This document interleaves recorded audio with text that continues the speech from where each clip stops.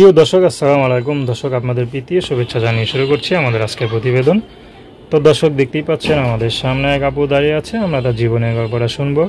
তো জানবো আপু কেন আমাদের ইউটিউবের মাঝে আসলেন, তিনি কি বলতে চান। আপু আসসালামু আলাইকুম। ওয়ালাইকুম আসসালাম। আপু কেমন আছেন?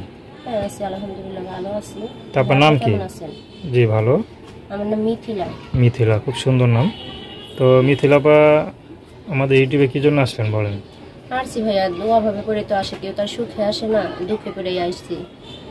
তো কি কষ্টে আছেন? কি কষ্ট ভাইয়া, আমার তো একটা বিবাহিত মেয়ে, আমার বিয়ে হয়েছে। এখন তো আমার একটা ছেলে আছে। এখন স্বামী তো আমার পছন্দ করে বিয়ে করে নাই, আমার গার্জেনই দিছে। এখন তো আমার অনেক অত্যাচার করে, অনেক মারধর করে। এখন তো আমার আর কিছু অনেক কিছু করে। স্বামী ভালো না, গাঁজা খায়, মারধর করে, দেখতে পারে না। তো বিয়েটা করছিলেন মানে কি ফ্যামিলি ভাবে নাকি আপনি পছন্দ করে করছেন? না ভাই, আমি যদি পছন্দ করে বিয়ে বসতাম তাহলে তো ভালো হতো। ফ্যামিলিকে নিচ্ছি আমার আমি তো কোনো পছন্দ করে বিয়ে বসিনি। তো একটা পরিবার তো একটা মেয়েকে চায় অবশ্যই ভালো জায়গায় বিয়ে দিতে। তো আপনার কেন জীবনটা এরকম হইল? এখন কপালে কি, এখন তার ওটা বলা যাইব না, দিছিল তো ভালোটা ভাইবে। আচ্ছা, এখন জানি না তারা এইরকম হইব। তো স্বামী কি কাজ করে? স্বামী এমনি কৃষি কাজ করে। আচ্ছা আচ্ছা। তো বিয়েটা দিয়েছিল কি বাবা মাই না? হ্যাঁ, বাবা মা দিছে। বাবা মা আছে? হ্যাঁ আছে, আমার আম্মু হয়েছে বৃদ্ধ। আব্বু নাই, আব্বু মারা গেছে। এখন দুইটা সংসারে বোন আছে ছোট ছোট, এই আর কি। আচ্ছা, আমি বড় মেয়ে। আপনি বড় মেয়ে। হ্যাঁ। তো আপনি কি করেন? আমি বর্তমানে এখন কিছু করি না, তারপর সেলাই মেশিনের কাজ জানি। এখন তো স্বামীর ঘরে আসছিলাম, সেটা করে খাইছি, কর্ম করে খাইছি।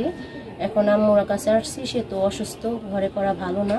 আবার দুইটা বোন আছে। এখন তো বর্তমানে এখন বেকার, কিছু করা পারি না আর কি। তো এখন কি বাপের বাসায় উঠছেন নাকি আলাদা কোনো ঘর নিয়ে না, থাকেন? আলাদা না, মায়ের কাছে এসে উঠছি। তাহলে আমারই দেখতে হয়, সে তো অসুস্থ।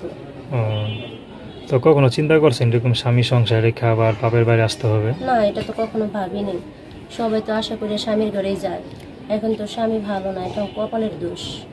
সবাই আশা করে যে যে জন্মের পর থেকে বড় হয় বাপ মার কাছে, এবার বাকি জীবনটা তো স্বামীর ঘরে কাটায় দেয়, ঠিক না? একবার মরার আগ পর্যন্ত ঘর থেকে আগে বের হয় না। তো আপনি যে এখন বের হয়ে গেলেন, বাচ্চা আছে না? হ্যাঁ, আমার একটা ছেলে আছে। বাচ্চা নিয়ে যে আছেন, তো বাচ্চার তো বাবা হারা হলো, আপনার স্বামী হারা হলেন, তো এটা তো আর ভাগ্যের ব্যাপার। তো এখন বাচ্চা কি বয়স কত বললেন? বাচ্চার বয়সে যে 3 বছর, যে 4 বছর পড়ছে। 3 বছর। বাচ্চা তো বাবার ভালোবাসা পাইতেছে না এখন, ঠিক না? যেটা দরকার তার। হ্যাঁ। তো এটা কি অভাব পূরণ করবেন কিভাবে?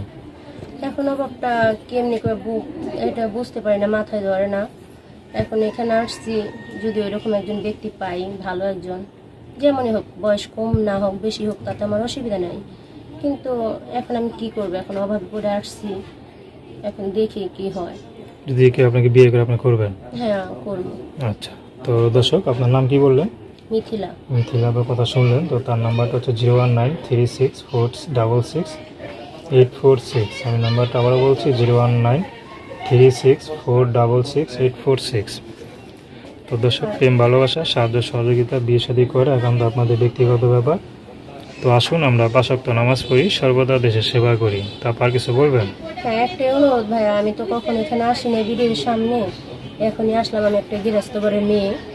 আমি চাই ভাইয়া, যে আমার হেল্প করবে, সাহায্য করবে, মনের মানুষ হবে, সে আমার একটা বাজে একটা কথা বলবো, সে তো আমারই হবে, এটা ভাইবে, আপনজন ভাইবে বলবো। কিন্তু ভাইয়া, কোনো বাড়তি কথা বলার কোনো দরকার নাই। কেউ নোংরামি জন্য না করে, কেউ সব কথা বলে না জন্য। আচ্ছা, যে আপনার সাথে আপনার দায়িত্ব নেবে সারা জীবনে, সে বাজে কথা বললে সেটা শুনতে ভালো লাগবে, ঠিক না? আচ্ছা। আর যে দায়িত্ব না নেবে সে জানি খারাপ কথা বা কোনো কথাই না বলে। আচ্ছা।